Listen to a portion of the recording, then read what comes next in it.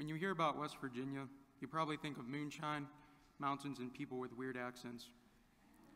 Of course, this is the stereotype everyone hears, but when you're actually there, working, you start to keep an open mind. This has been my third mission trip that I've been on, and all of them have been life-changing. I will admit that I was a little skeptical going on this one because it was rural instead of being in the city. I'm glad I went because of the group I was with, the environment I was surrounded by, and most importantly, that all of the work that UYF put forward. When we arrived, we knew that we were going to fix up a house, but didn't know how much was to be done. The man who owned the house was Clarence, and he was very quiet, but you could tell he was happy to see us there.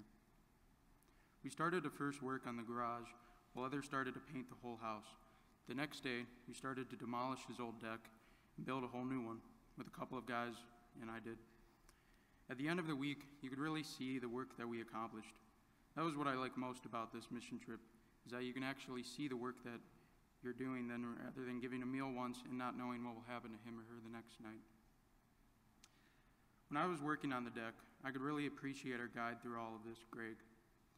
He helped all of us stay on task, and we could ask him anything we needed help on. While building the deck, he taught me how to use an electric saw. He told me that I have to have control of the saw instead of the saw controlling me.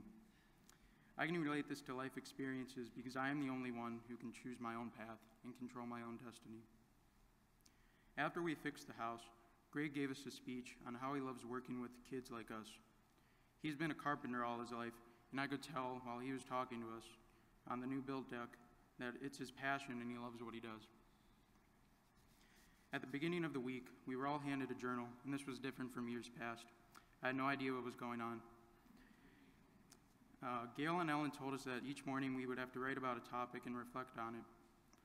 What helped most was being secluded and finding your own little space to stop and think for 10 minutes and just write. One of the days, I wrote about how everybody should be educated about poverty and how it needs to be in our community. There is a great deal of poverty in West Virginia, nothing compared to Ohio. That is why I love how our UYF has been taking back experiences, putting them into our own community, like the Sunday meals we serve.